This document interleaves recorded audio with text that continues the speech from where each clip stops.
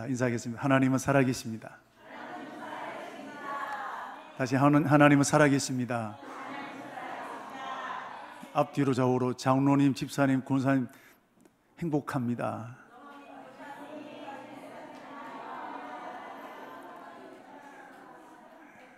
감사합니다. 큰 사람이라는 말이 있습니다. 큰 사람이란 키가 크고 덩치가 좋고, 물론 그런 사람도 큰 사람이지만 그게 말하는 게 아니라 그릇이 큰 사람, 마음이 큰 사람이 진짜 큰 사람입니다. 여러분, 사람은 누구나 다 아이고 통이 좁다, 이런 그런 말 듣고 싶어서, 야, 집사님 통 크다, 그런 말 듣고 싶으세요? 저도 마찬가지입니다. 다 통 크다, 그릇이 크네, 그런 말 듣고 싶어 합니다. 그럼 어떻게 하면 되냐? 자, 식사를 예를 들어 갔습니다. 밥값을 잘 내면 통 크다 얘기 됐습니다. 어렵지 않습니다. 근데 밥값 잘 내기가 쉬워요, 어려워요? 어렵다니까요. 쉽지 않습니다. 밥값만 잘 내도 여러분 통 크단 말 듣습니다. 다른 사람 실수한 것 용서만 잘해도 통 크단 말 듣습니다. 멀리 있는 게 아니에요.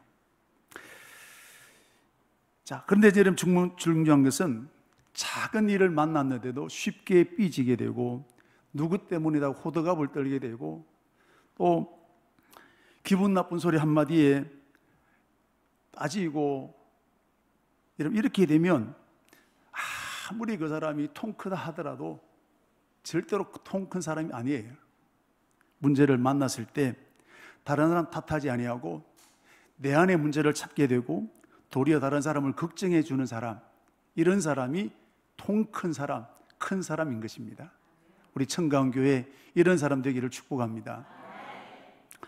우리 많이 들어서 알고 계십니다만 찬송가 413장 내 평생에 가는 길, 이 가사를 지었던 분은 호라시오 스파포드라는 장로님이신데 변호사입니다.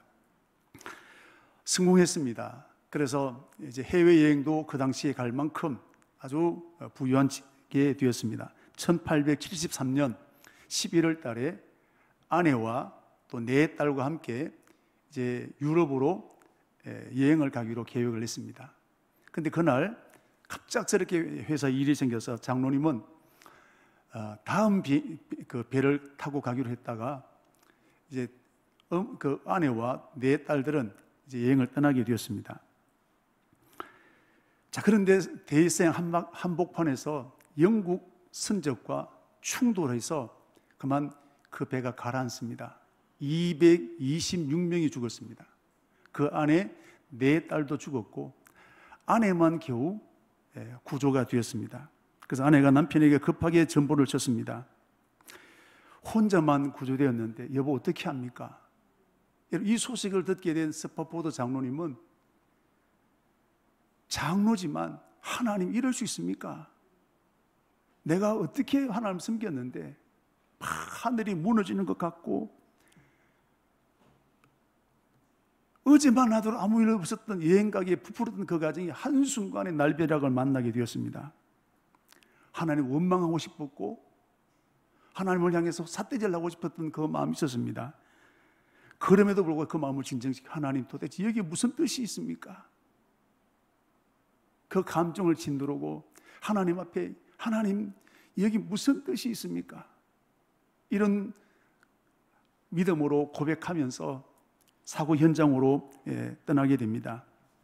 사고 현장 가까이 오게 되었을 때 선장이 말합니다. 여기가 사고 현장입니다 라고 말하게 되었는데, 그런데 그때 이 장로님에게 하나님의 놀라운 위로의 은혜가 임하게 되었습니다. 그리고 이 장로님이 그 위로를 받고 난 다음에 고백했던 말이 이렇게 고백합니다. 내 가는 길에 평안이 강 같을 때나 슬픔이 험한 바다 물결 같을 때에도, 그리고 내 운명이 어떠하든지 하나님, 당신은 나에게 내 영혼 평안해라고 말할 수 있도록 가르치셨습니다. 이 고백을 하게 되었습니다. 그리고 이것을 기록했다가 3년 뒤에 블리스라는 작곡가를 만나서 오늘 부르는 우리 찬송이 만들어지게 되었습니다. 여러분, 내 딸의 죽음 앞에 하나님을 원망할 수밖에 없는 상황이지 않겠습니까? 그런데 누가 이 현실 앞에 하나님을 찬양하고 이 고백할 수 있겠습니까? 그런데 장로님은 그럼에도 불구하고 이 고백을 올려드리게 된 것입니다. 큰 사람입니다.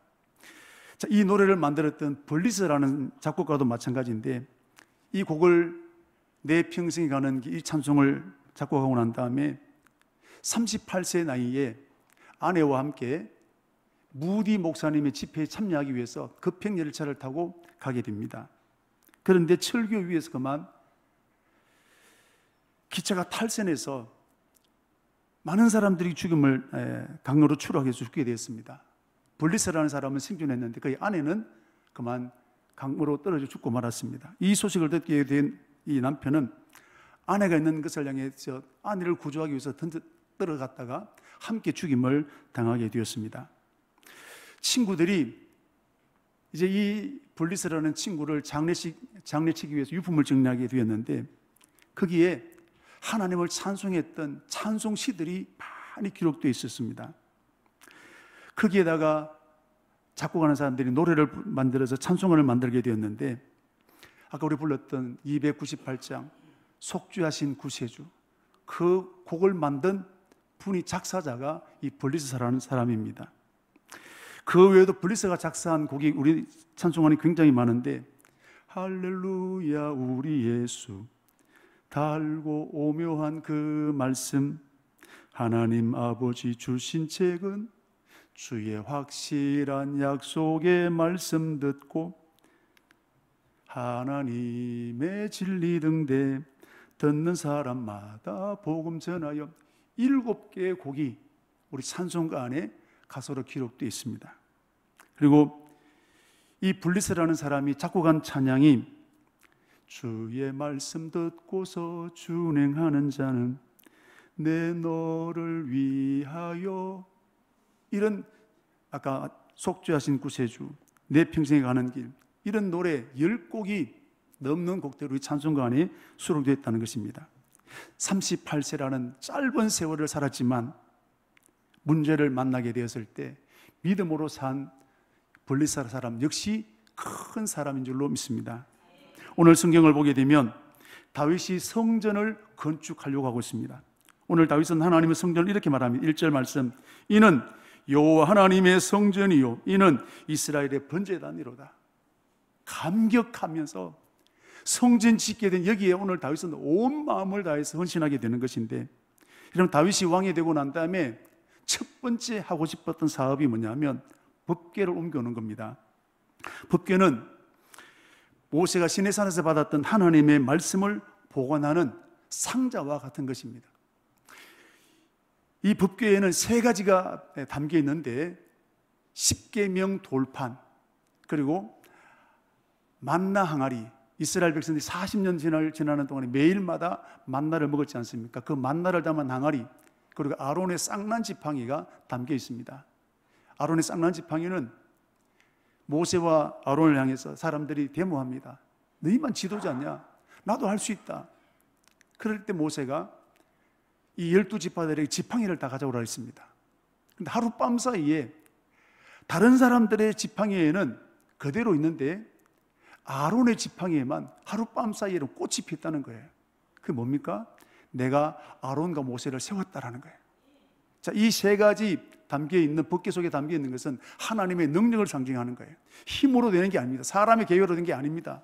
하나님의 능력으로 된 것을 계속해서 보관하라. 그것이 법궤가 되는 것입니다. 그런데 블레셋과의 전쟁에서 이 법궤를 빼앗겼습니다. 그런데 여러 가지 우여곡절을 통해서 법궤가 다시 돌아오게 되었는데, 돌아왔지만 제대로 관리가 되지 못했습니다. 그래서 다윗은 왕이 되고 난 다음에 거의 방치되다시피 했던 이 법궤를 옮겨오는 것이 가장 첫 번째 사업이 되었습니다. 자, 다윗이 법궤를 찾고 옮겨오는 과정을 살펴보면 우리 시편 132편 2절부터 5절 말씀까지의 이 다윗의 결단이 우리가 볼 수 있습니다. 우리 시편 132편 2절부터 5절 말씀을 보시면 그가 전능자에게 서원했다 그랬습니다. 하나님 앞에 다윗이 서원하기를 뭐라고 서원했느냐? 내가 내 장막에 들어가지 아니하며 내 침상에 오르지 아니하고 내 눈으로 잠들게 하지 아니하며 내 눈꺼풀로 졸게 하지 아니하기를 어떻게 해요? 여호와의 처소 곧 야곱의 전능자의 성막을 발견하기까지 하겠다 그랬습니다. 하나님의 성막을 발견하고 그 성막을 자신의 왕궁으로 모시는 이 일을 하는 일에 서원하고 내가 잠도 자지 아니하고 얼마나 오늘 다윗은 하나님의 성막을 옮겨오는 여기에 자신의 모든 에너지를 다 쏟았다는 것입니다. 하나님을 적당히 사랑하는 것이 아니라 정말로 다윗은 하나님을 사랑했다는 것입니다. 그리고 그 법궤가 왕궁으로 들어오는 그날에 얼마나 좋았던지 다윗이 춤을 추기 시작합니다. 우리가 아는 것처럼 어떻게 해요? 옷이 다 벗어졌습니다. 이걸 보고 제일 민망했던 사람이 자기 아내이지 않습니까? 채통물이 없이 왜 춤을 추고 옷이 다 벗어졌단 말이죠. 이만큼 오늘 다윗은 그럼에도 조금 더 부끄러워하지 아니했던 것은 하나님 앞에 내 마음을 드리는 거예요. 오늘 우리가 하나님을 이렇게 한번 사랑하는 우리 청강교회가 되기를 축복합니다. 그리고 다윗은 이제 나라가 안정되어졌습니다. 안정되었을 때 또 한 가지 소원이 뭐냐면 나는 왕궁 속에 가는데 하나님의 법궤는 천막에 있습니다. 하나님, 내가 이게 너무 가슴이 아픕니다. 우리 집에는 에어컨이 빵빵 나오는데 교회는 너무 그렇습니다. 그렇다 이 말이에요. 이게 너무 마음이 아픈 거예요. 그래서 다윗은 이 법궤를 위해서 내가 성전을 지어야 되겠다. 이것이 간절한 그의 소원이었습니다. 여러분, 성전을 짓는 것은 간단한 게 아닙니다.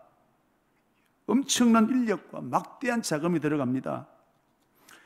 그럼에도 불구하고 다윗은 내 평생에 하나님의 법궤를 위한 성전 하나 지어드려야 되겠다. 그것이 간절히 소원이었습니다. 하나님도 이런 다윗의 마음을 기쁘게 받으셨습니다. 그래서 마음껏 축복하셨는데 사무엘하 7장 8절에서 9절에 있는 말씀을 보시면 빨간 글씨만 보시면 앞에 축하고 난 다음에 땅에서 위대한 자들의 이름같이 내 이름을 위대하게 만들어주리라. 다윗은 목동이었습니다. 아무짝에 설 데 없었습니다. 주목하지 않았습니다.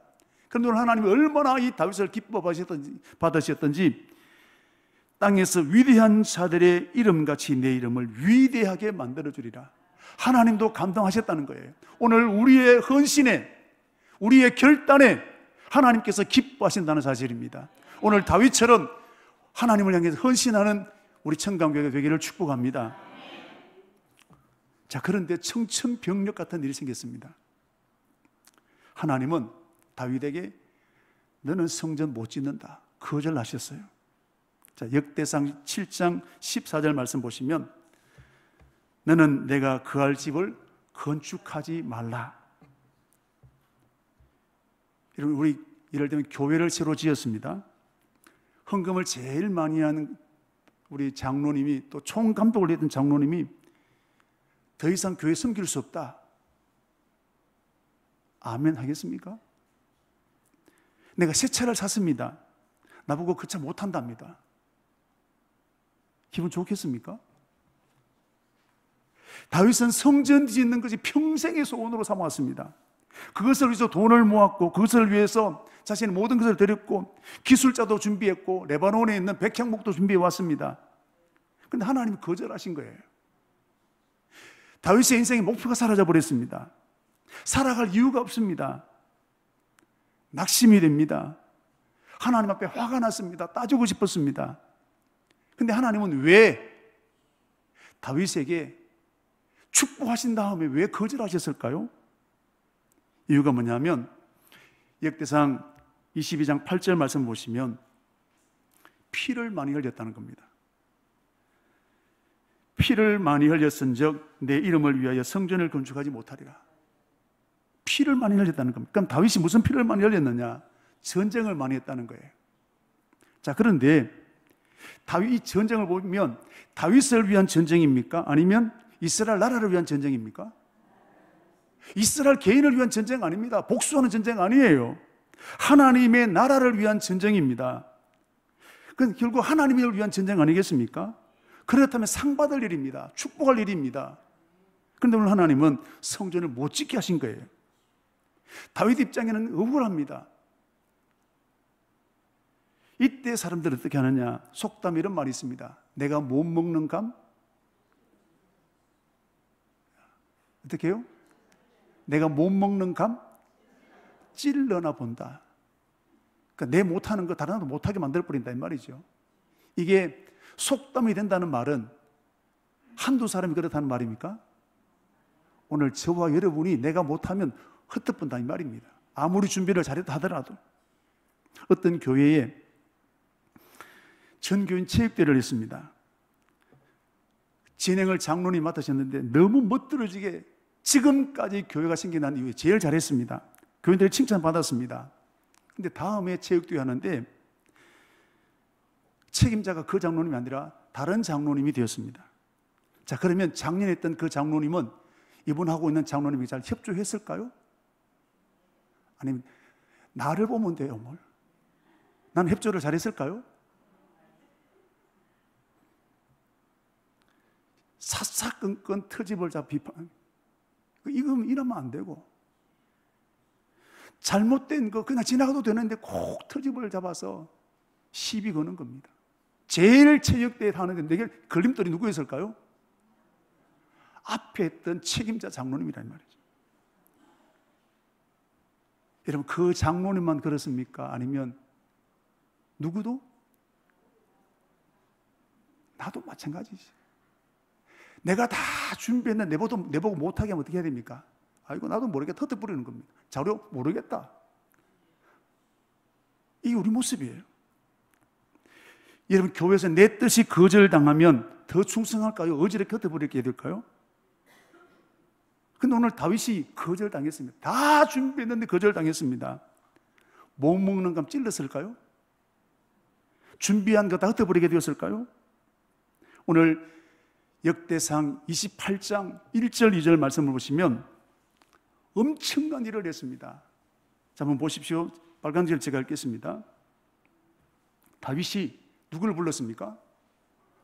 모든 고관들, 지방에 있는 관리들까지 다 불렀습니다. 또 각 지파의 어른들, 왕을 섬기는 반장들, 천부장들과 백부장들, 왕과 왕자의 모든 소유와 가축의 감독과 내시와 장사와 모든 용사를 예루살렘에 소집했습니다. 하여튼 나라에서 일기나 하는 사람을 다 불러 모은 거예요. 오늘 교회로 치면 공동회의를 모인 거예요. 이런 일은 잘 없습니다. 비상사태 아니면 잘 생기지 않습니다. 그런데 다윗이 왜 이렇게 모았을까요? 이유가 뭐냐?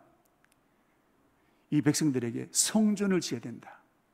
성전 짓는 것은 내 개인의 문제가 아니라 우리나라 전체가 해야 될 일이라는 겁니다. 그것을 강조하기 위해서 오늘 나라에 있는 모든 관리들을 다 불러 모으게 된 것입니다. 내가 못 먹는 감입니다. 내가 거절당했습니다. 그런데 오늘 다윗은 그렇게 준비한 것입니다. 더 적극적으로 헌신하게 되었습니다. 뿐만 아니라 성전을 짓는데 많은 제도를 준비했는 오늘 읽었던 2절부터 6절에 있는 말씀을 보십시오. 돌과 문짝과 무기를 셀 수 없는 놋과 레바논에 있는 백향목들, 그 외에도 수만 가지들을 다 준비했습니다. 14절 말씀을 보시면 다윗이 돈을 준비했는데 얼마인지 한번 보시죠. 14절, 내가 환난 중에 여호와의 성전을 위하여 얼마요? 금 10만 달란트. 여러분, 한 달란트가 34kg입니다. 10만 달란트면 얼마나 되겠습니까? 계산이 안 되지요. 우리 한계 계산을 뛰어넘는, 제가 계산해 왔습니다. 금이 102톤을 준비했다 이 말이에요. 우리 뉴스에 가끔씩 나오는 금괴 하나 보이죠? 그게 몇 킬로일까요? 1킬로입니다. 그런 게 몇 개가 된다고요? 120개 정도 된단 말이에요. 금만 그렇게 준비했습니다. 엄청난 금액을 준비했습니다. 근데 어떻게 해요? 환난 중이라 그랬습니다. 왕이니까 쉽게 준비한 게 아니라 고생하면서 여러분 그 돈을 준비했다는 것입니다. 여러분, 우리가 선교하는 사람들, 구제하는 사람들, 밥 한 끼 살 때 아이고 저분은 그냥 돈 있으니까 쉽게 산다, 여러분 그럴까요? 절대 그렇지 않습니다. 내 것 아끼고 여러분 그렇게 하는 거예요. 오늘 다윗도 성전 짓는 이 일에 3,000달란트를 준비하게 됐다는 것은 어쩌다가 된 게 아니라 얼마나 치밀하게 온 마음을 다해서 준비한 것을 볼 수 있다는 것입니다. 그리고 또한 다윗은 이것만 준비한 게 아니라 솔로몬을 준비시킨 겁니다. 자기는 성전을 짓지 못하지만 하나님은 솔로몬에게 성전을 짓게 만들었는데, 솔로몬은 성전을 짓게 되는 총책임자입니다. 솔로몬이 제일 중요합니다. 솔로몬이 삐뚤어지면 성전 못 짓게 됩니다. 그러므로 솔로몬을 믿음으로 철저하게 훈련을 시켰습니다. 그리고 신하들에도 말합니다. 내 아들은 아직 어리다, 연약하다, 여러분이 도와야 된다, 여러분이 도와서 성전답게 지어야 된다, 맹세받고 헌금하라 그랬습니다. 여러분, 다윗도 거절당해서 기분 나쁩니다. 기분대로 해버릴 수가 왜 없겠습니까? 그러나 그럼에도 불구하고 성전 짓는 일에 더 헌신했던 사람이 다윗이었습니다. 더 충성했던 사람이 다윗이었습니다. 여러분, 거절당할 때 있습니다. 여러분, 그때 더 충성하는 믿음이 되기를 축복합니다. 이게 큰 사람이라는 거예요. 여러분, 하나님을 잘 믿는다는 것이 뭡니까? 내 뜻대로 잘 되어지는 것이 하나님 뜻으로 하나님 잘 믿는 게 아니라, 때로는 내가 못하고 내 뜻대로 안 되고 거절당함에도 불구하고 교회를 유익되게 하는 그 사람이 믿음 좋은 사람입니다. 다윗은 정말로 그랬습니다. 말로 한 게 아니라는 겁니다. 그러므로 다윗은 큰 사람인 것입니다. 여러분, 저와 여러분도 거절당할 때가 있습니다. 뜻대로 되지 않을 때가 있습니다. 그럼에도 불구하고 더 충성하는 오늘 예배하는 저와 여러분 되기를 주의 이름으로 축복합니다. 그런데 한 사람 더 있습니다. 모세입니다. 모세는 이스라엘 백성들을 애굽에서 해방시켰습니다. 그리고 가나안 땅으로 인도하도록 만든 사람이 모세인데, 80세 부름받고 120세에 세상을 떠나기까지 오직 한 가지, 이 일을 향해 자신의 전생애를 다 드리게 되었습니다. 드디어 광야 40년 생활을 끝내고 꿈에도 그리던 약속의 땅 가나안에 들어가게 되었습니다. 제일 좋은 사람이 누구였을까요? 모세 아니겠습니까? 모세는 설렜습니다. 흥분이 되었습니다. 야, 드디어 이제 가나안 땅에 들어간다. 잠을 오지도 잠이 자지도 못했을 겁니다. 그런데 이 모세도 청천벽력 같은 얘기를 듣습니다. 하나님 말씀하시기를 모세는 가나안 땅에 못 들어간다. 우리가 몇 년 동안 새 집을 지었습니다. 이제 드디어 이사 날짜가 되었는데 내가 그 집에 못 들어간답니다. 그럼 괜찮겠습니까? 내 전 재산을 다 드렸는데, 내가 오랜만에 내가 연습하고 특송을 준비했는데 특송 한번 하겠습니다. 근데 목사님이 거절했어요. 아멘 했을까요? 삐제가 막 교회 안 올 사람도 있을 텐데. 모세는 너무 속상했습니다. 다른 것은 몰라도 정말 가나안 땅에 들어가고 싶었습니다. 여러분, 우리가 새 차 사면 새 차 타고 싶은 마음이 왜 없겠습니까? 정말 오늘 다윗은 가나안 땅에 정말 들어가고 싶었습니다. 하나님 거절하셨습니다. 그런데 모세가 어떻게 하느냐, 하나님 앞에 기도합니다. 신명기 3장 25절 26절 한번 보십시오. 구하옵나니, 모세가 하나님 기도하는 겁니다. 나를 건너가사 요단 저쪽에는 아름다운 땅, 아름다운 산과 레바논을 보게 하십시오. 하되 여호와께서 너희 때문에 내가 진노하사 내 말을 듣지 아니하고 내게 이르시기를 그만해도 좋으니 이 일로 다시는 내게 말하지 말라. 오늘 모세는 하나님 제발 가나안 땅에 들어가고 싶습니다. 거절 당했는데도 불구하고 오늘 모세는 기도하는 겁니다.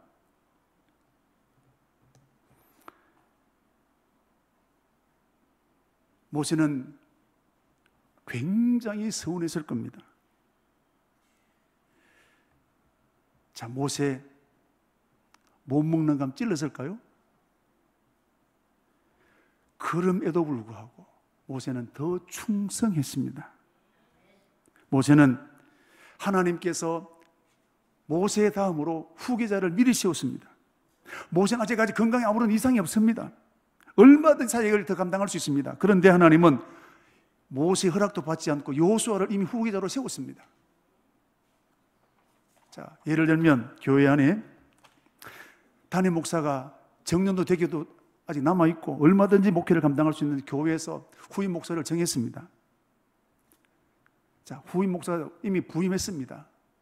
담임 목사가 볼 때 기분 좋겠습니까? 사울이 왕입니다. 그런데 어린 다윗이 자꾸 사람들에게 칭송을 받습니다. 인정받습니다. 다윗의 나이는 아들뻘밖에 안 됩니다. 그런데 그 아들뻘 되는 다윗을 죽이려고 했다 이 말이죠. 모세에게서 여호수아는 불편한 사람일 수 있습니다. 자기 자리를 꿰뚫어 차는 사람입니다. 그런데 어떻게 하느냐? 민수기 27장 22절 23절 말씀해 보시면 그대로 안수합니다. 모세가 그에게 안수하여 위탁하되 여호와께서 모세에게 명령하신 대로 하였더라 그랬습니다. 안수했다는 건 내 모든 권위를 이 사람 여호수아에게 다 위임한다는 그런 뜻입니다. 이게 결코 쉬운 일이 아닙니다. 다윗과 솔로몬 사이는 아들과 아버지의 관계입니다. 그럼 여호수아와 모세 관계는 아무런 관계가 아닙니다. 그런데 이런 여호수아에게 자신의 모든 것을 위임하는 이 안수식이 과연 마냥 기쁘기만 하겠냔 말이에요. 그러나 모세는 그럼에도 불구하고 이 일을 기쁨으로 감당했던 사람이 모세였습니다. 뿐만 아니라 모세는 세운 것으로 끝나지 아니하고 여호수아를 지도자로 훈련시킨 겁니다. 세운 것은 잠깐이지만 지도자로 훈련시키는 시간이 걸리는 겁니다. 그때마다 불쑥불쑥 올라오는 이런 분노가 왜 없겠습니까? 그러나 모세는 이 일도 온 마음을 다해서 다 감당했습니다. 그러므로 모세는 정말 믿음의 사람이요 큰 사람인 줄로 믿습니다. 모세는 여기서 끝나지 않습니다. 또 모세는 이스라엘 백성들에게 노래를 만들었는데 우리 신명기 31장 30절 말씀을 보시면 모세가 총회의라는 말이 나옵니다. 온 이스라엘 백성들에게 이 노래의 말씀을 끝까지 읽어서 들려주었다. 노래를 만들었습니다. 여러분 그냥 외우면 잘 안 외워집니다. 그럼 노래로 부르면 잘 외워집니다. 창세기부터 요한계시록까지 다 암송할 수 있는 제목을 다 암송할 수 있습니까? 창세기, 출애굽기, 레위기, 민수기, 신명기, 여호수아, 사사기, 룻기, 사무엘 상하, 역대 상하 쭉 이렇게 여러분 다 할 수 있나요? 쉽지 않습니다. 그런데 요거를 창세기, 출애굽기, 레위기 노래로 만들었습니다. 노래로 만들면 그 복잡했던 것 여러분 잘 외워지는 겁니다. 독도는 우리 지정왕이 누군지가 모르면 독도가 몇 평면 모른단 말이죠. 노래를 만드니까 이런 다 외워지는 거예요. 오늘 이 모세는 자기는 가나안 땅에 들어가지 못하지만 이스라엘 백성들이 가나안 땅에 들어가고 난 다음에 하나님을 잊어버리지 않도록 하기 위해서 노래를 만든 거예요. 그 노래 내용이 신명기 32장 내용이 전체가 바로 그 32장이 되는 것입니다. 1절부터 43절 말씀까지인데 그 노래가 뭐냐? 하나님은 이런 분이시라는 겁니다. 하나님을 찬양하는 노래입니다. 왜 모세가 여러분 노래를 만들었을까요? 나는 못 가도 내가 못 가면 그만인데 하나님의 백성, 이 백성들이 가나안 땅에 범죄하기 쉬운 그 땅에 들어가서 범죄하지 않고 믿음의 사람으로 세워지도록 하기 위해서 온 힘을 다 어떻게 하면 좋을 것인가, 어떻게 하면 믿음으로 세울 것인가 고민하다가 노래를 만든 거예요.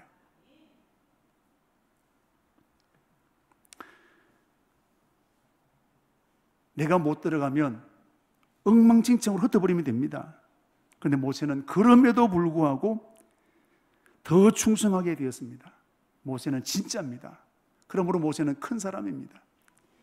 우리 잘 알고 있는 것처럼 무화과 나무 잎이 무성하지 못, 우리의 양이 없고 위안간에 소가 없을지라도 그럼에도 불구하고 우리는 찬양을 잘 합니다. 우리는 그럼에도 불구하고 잘 안 돼요. 여러분, 그럼에도 불구하고 모세처럼 다윗처럼 나아가는 믿음의 사람이 큰 사람인 줄로 믿습니다. 원 아닙니다. 더 놀라운 일이, 하나님 모세가 이스라엘 백성들에게 이 노래를 다 가르치고 난 다음 바로 그날에 느보산으로 데려갔습니다.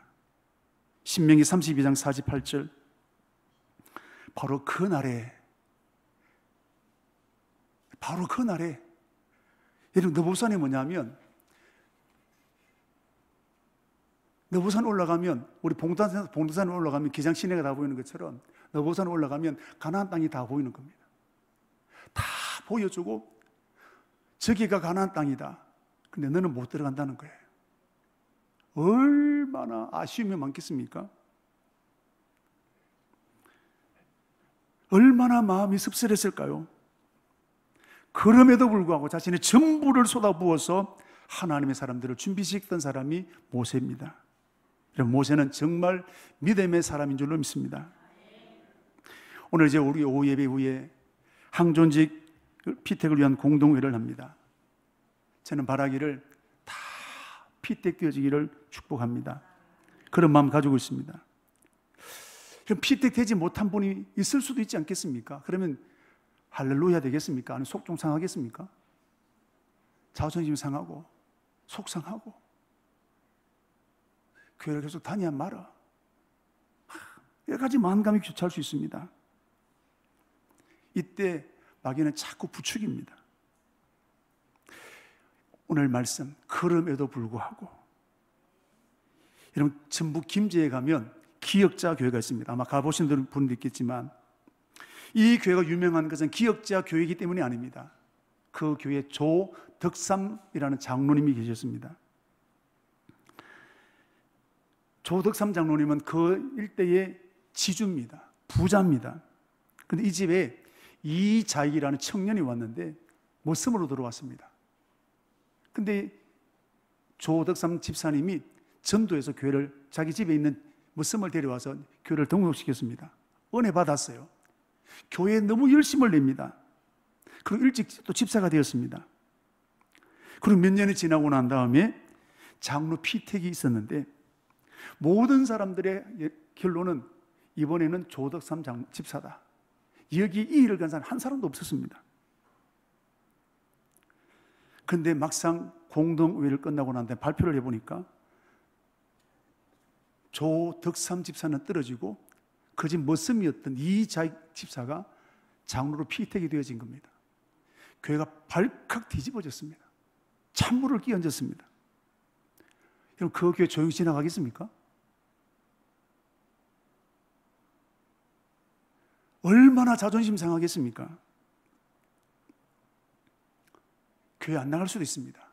내가 우리 교회를 어떻게 섬겼는데 교회를 뒤집어 엎을 수도 있습니다. 그런데 조덕삼 장로님 집사는 머슴 이자익 장로를 뜻이 여겼습니다. 집에는 머슴이었지만 교회 와서는 언제나 장로님으로 잘 받들어 모셨습니다. 이게 쉬웠겠습니까? 어렵겠습니까? 그럼요. 정말 어렵습니다. 그리고 몇 년 지나서 그 다음 피택 때 이 조덕삼 집사님이 장로님으로 피택되어졌습니다. 더 놀라운 일이 있습니다. 조덕삼 장로님이 되고 난 다음에 이 젊은 이자익 장로님이 너무 헌신하니까 이분을 내가 신학교 보내야 되겠다. 그래서 전액 장학금을 다 지급해서 이분을 여러분 신학교로 보냈습니다. 졸업을 했습니다. 자기 교회 담임 목사님 모셨습니다. 있을 수 없는 일이잖아요. 그분이 총회장도 지냈습니다. 여러분, 조덕삼 장로 비굴했습니까? 초라합니까? 진짜 큰 그릇이 아니겠습니까? 존경스럽습니다. 그래서 지금까지 그 미담이 전해지고 있는 것입니다. 오늘 모세와 다윗, 하나님은 거절당했을 때 더 헌신하게 되었던 이들을 어떻게 여기셨을까요?